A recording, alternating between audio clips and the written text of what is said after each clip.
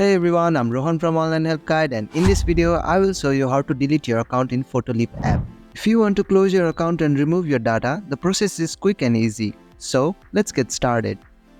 First, open the Photoleap app on your device.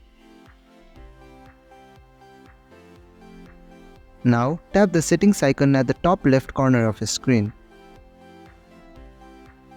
In the menu, tap on your account.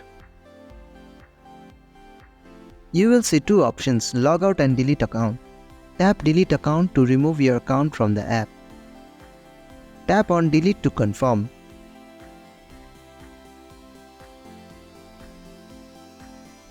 And that's how you can delete your account in Photoleap app. Thank you for watching Online Help Guide. Hope this video was helpful. If it was, then hit the like button and comment below if you have any questions or feedback.